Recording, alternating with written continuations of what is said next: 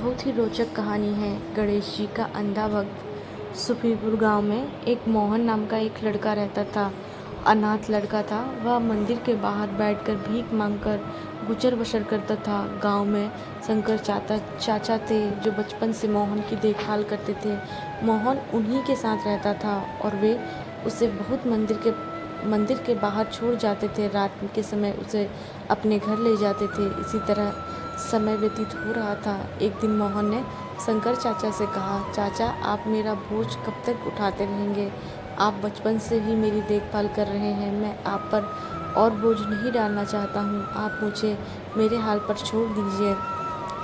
चाचा ने कहा, मैं तुझे अपना बेटा मानता हूँ और तुझे छोड़कर जाने की बात कर रहे हो।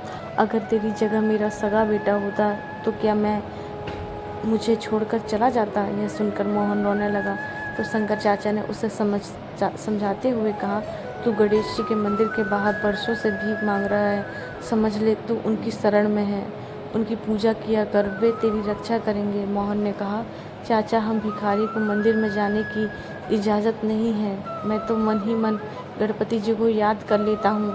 तब शंकर चाचा ने कहा, बेटा तू चिंता मत कर, एक दिन सब ठीक हो जाएगा। चल अब सो जा, रात काफ़ी हो गई है। अगले दिन शंकर चाचा मोहन को लेकर गणेश जी के मंदिर पहुँचे। तभी मंदिर के पुजारी ने उन्हें रोका और कहा, अरे इस भिखारी को कहाँ मंदिर के अंदर ला रहे हो?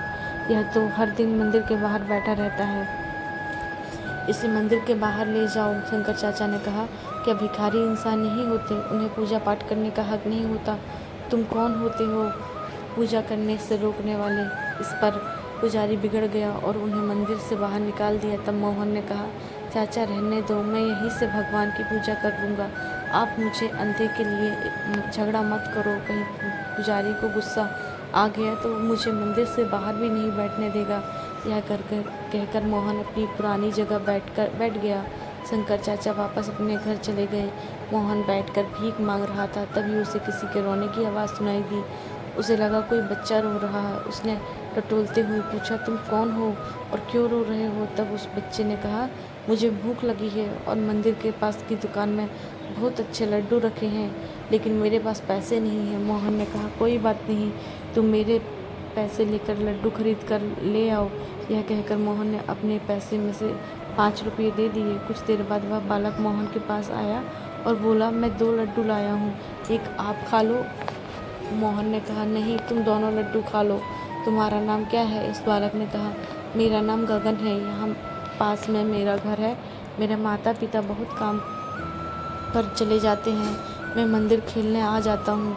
यह कहकर वह बालक चला गया। अगले दिन से हर दिन वह बालक आता और मोहन से 5 रुपये देता और लड्डू खाकर चला जाता। एक दिन वह बालक आया तो उसने मोहन से कहा, तुम रोज़ मुझे 5 रुपये देते हो, कभी मना नहीं करते। तब मोहन ने कहा, गगन मैं गणेश जी को लड्डू का भोग लगाना चाहता हूँ, लेकिन हम भिखारियों को मंदिर अंदर आने की नहीं दिया जाता। तब तुम खाते हो तो मुझे ऐसा लगता है कि जैसे श्री गणेश खुद भोग लगाने मेरे पास आ गए हैं। तुम रोज़ आया करो, मैं तुम्हारा इंतज़ार करूँगा। इसी तरह समय बीतता रहा। एक दिन गगन ने मोहन से कहा, मैं अब तुमसे मिलने और लड्डू खाने नहीं आ सकूँगा, मेरे माता पिता दूसरे गांव जा रहे हैं। यह सुनकर मोहन रोने लगा।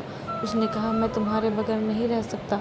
मैं देख तो नहीं सकता, लेकिन जब मैं तुम्हें 5 रुपये देता हूँ तो मुझे बालक रूपी गणेश जी लड्डू खाते दिखाई देते हैं।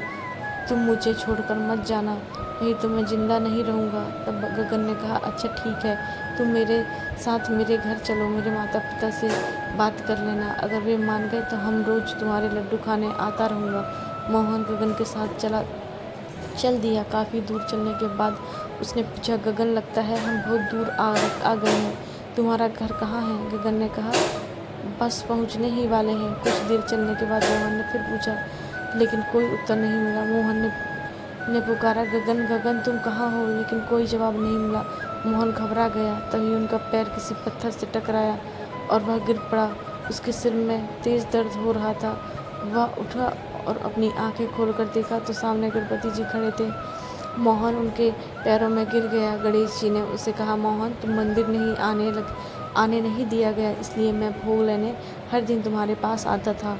इतने गरीब होते हुए भी तुमने मुझे हर दिन लड्डू का भोग लगाया। आज से तुम गरीब नहीं रहोगे, तुम्हारा घर धन धान्य से भरा रहेगा और तुम्हें मेरे दर्शन करने से कोई नहीं रोकेगा। यह कहकर भगवान अंतर्ध्यान हो गए। मोहन की आंखों की रोशनी वापस आ गई। वह अपने घर आ गए।